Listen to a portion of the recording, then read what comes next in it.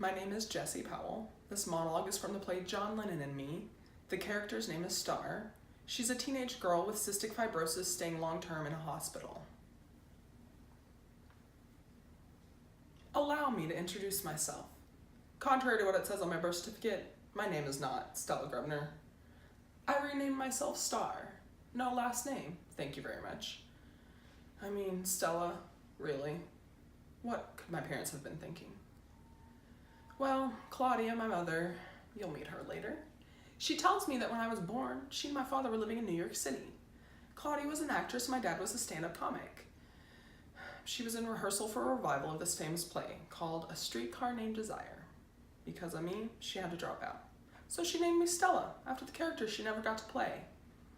My dad split when I was like 2, and then Claudia ran out of money, which is how we ended up moving to Franklin, this little town outside of Nashville, into my grandparents' house.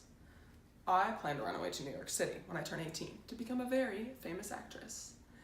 I figure the sooner the better, since there's a chance I may not live to see my 25th birthday. Not that I buy that. But the thing is, I have cystic fibrosis. Don't worry, it's not catchy. When I was 10, I looked it up in a medical dictionary. After all the technical stuff, it said, the average life expectancy is 25 years. This disease is always fatal. Fatal. As in dead. I'll admit, that one definitely threw me for a minute. But then I read that last line again. The average life expectancy is 25 years. Well, I am not average. I'm extraordinary. So right then, I decided that I'm not going to die. I'm just not. This monologue is from the play Pretty Theft. The character's name is Allegra. She's an 18-year-old ballerina leaving home for the summer after the death of her father and a tumultuous event at the care home where she worked. I know that you're probably upset at me for leaving before the funeral, but I just can't do it. My whole body itches, and it won't stop until I get into that car and I can't see this house or this town or this state from the rearview window. It's better this way. This way I can come back from my trip and go straight to school, and you won't have to see me or talk to me. You can tell everyone that you have a daughter, but you won't have to talk to me on the phone or look at me on the couch. I'll be the no-maintenance daughter that you've always wanted. I'm gonna go now. I know that you'll want to talk to me again someday. Maybe after I graduate and get a job and get married, buy a house, and have my own daughter. Then you can talk to her and be her favorite, and we can pretend that you are a really great mother. She won't know, and I don't have to tell her. But I'm gonna go now. I'm gonna push you out of my mind, and I'm not gonna think about you until I get to the Grand Canyon or some other fairly good canyon, and maybe I'll cry standing next to the mammoth orange hole in the ground, or maybe I'll smile because it's beautiful and I'm free and windswept. But first, I'm gonna get into Susie's mom's car, and we're gonna drive until there's just drops left in the tank. And as we cross the border into Massachusetts, we'll roll into the first gas station that we see, and I'll buy some ding-dongs and some orange soda. And I'll bite into the first one, sitting on the hood while the car slurps up gas. And then I'll put my foot on the accelerator, and I'll drive until I can't keep my eyes open anymore. So I'll pull over and we'll both close our eyes and sleep until we're woken at 3 a.m. by separate but equally terrible nightmares. This monologue is from the movie School of Rock. The character's name is Dewey Finn. Dewey is posing as a substitute teacher after getting fired from a bar band gig.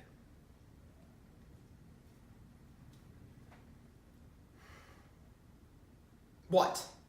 You want me to teach you something? You want to learn something? All right. Here's a useful lesson. Give up. Just quit. Because in this life, you can't win. Oh, sure, you can try. But in the end, you're just gonna lose. Big time. Because the world is run by the man. What? You don't know the man? The man's everywhere, okay? He's in the White House. He's down the hall. Your precious Miss Mullins?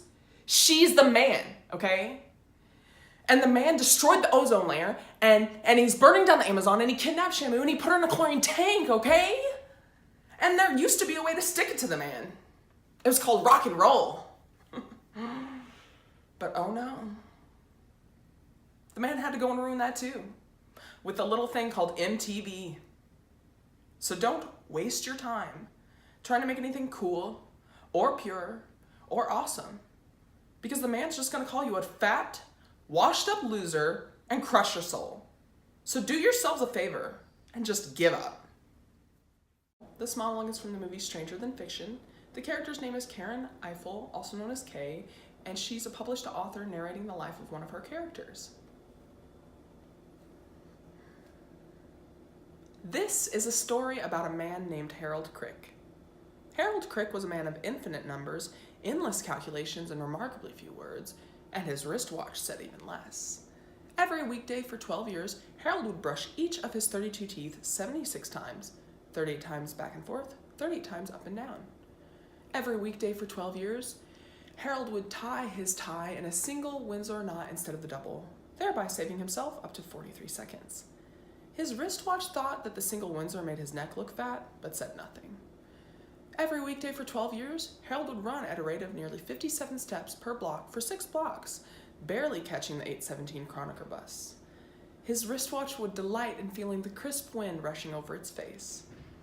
Every weekday for 12 years, Harold would review 7.134 tax files as a senior auditor for the Internal Revenue Service, only stopping for a 45.7-minute lunch break and a 4.3-minute coffee break, timed precisely by his wristwatch.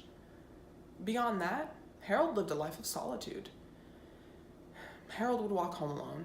He would eat dinner alone. And every night, at precisely 11:13 p.m., Harold would go to bed alone, placing his wristwatch to rest on the nightstand beside him. That was, of course, before Wednesday. Well, on Wednesday, Harold's wristwatch changed everything.